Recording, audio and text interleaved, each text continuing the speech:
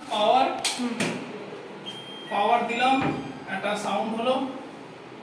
এখানে দেখুন আপনার ডিজিটাল ডিসপ্লেতে সমস্ত কিছু লেখা আছে। আপনি ইচ্ছা করলে এটাকে টাচ করে ইউজ করতে পারেন অথবা আপনি হ্যান্ড সেন্সর ইউজ করতে পারেন। এখানে দেখুন একটা দেখাচ্ছে আপনার রুম টেম্পারেচার 30 ডিগ্রি সেন্টিগ্রেড, মানে এই মুহূর্তে আপনার রুম টেম্পারেচার হচ্ছে এটা। এবার আপনাকে এটা ইউজ করবার জন্য আমরা সেন্সর ইউজ করছি। বাঁ দিক থেকে ডান দিকে দেখুন এটা লো স্পিড চলছে, মোটর এফোর্ট দিচ্ছে 60%, মোটর এফোর্ট দিচ্ছে। এরপর আমি আরেকটু স্পিড যদি মানে বেশি সাকশনের দরকার হয় তখন আপনি মিডিয়াম দিলেন, এর থেকে আরেকটু বেশি স্পিড দিলে আপনার ফাস্ট মোডে চলছে। এটা 3 নম্বর স্পিড, মোটর 90% এফোর্ট দিচ্ছে। এরপর যদি মনে করেন আরো একটা স্পিডে চালাবেন, সেটা আপনাকে টাচ করে চালাতে হবে, সেটা 3 মিনিট পর্যন্ত চলবে, তারপর আবার অটোমেটিক ফাস্ট মোডে চলে আসবে। এই প্রেস হচ্ছে যে সবথেকে বেশি স্পিড, এটা 3 মিনিট পর্যন্ত চলে অটোমেটিক আবার ফাস্ট মোডে চলে যাবে। ঠিক আছে, কম করার জন্য কি করতে হবে? আর কম করবার জন্য আপনি আবার মানে বাঁ দিক থেকে ডান দিকে নিতে হবে না?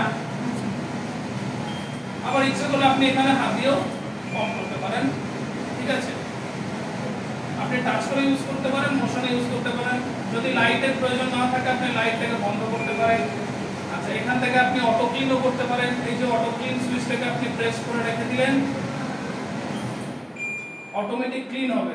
ক্লিনের এখানে একটা মজা, আপনি দেখবেন যে হিটিং যে টেম্পারেচার শো করছিল, এখানে আপনাকে টেম্পারেচারটা আস্তে আস্তে দেখুন বাড়ছে।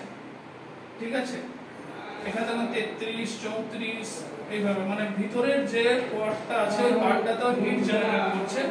হিট জেনারেট করে কি করে ভিতরে যে স্টিকি তেল চিটচিটে ব্যাপারটা থাকে সেটাকেও আস্তে আস্তে হিট দিয়ে গলিয়ে দেয়, দিয়ে তেলটা এই ট্রের মধ্যে চলে আসে। না, ক্লিনের এটা রোজ করতে হয় না? না, এটা দরকার নেই, এটা আপনি মাসে একবার করে করতে পারেন অথবা 2 মাস 3 মাস ম্যানুয়ালি আমাদের সার্ভিসিং এ থাকবে। আর রান্নার পর আপনি শুকনো কাপড়ে এই পোরশনটাকে একটু মুছে নেবেন, ব্যাস এটুকুই। আর 20-25 দিন পর থেকে ট্রের মধ্যে তেলটা আসবে।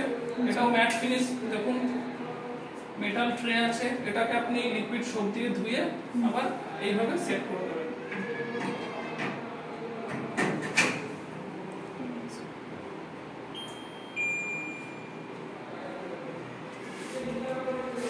ঠিক আছে।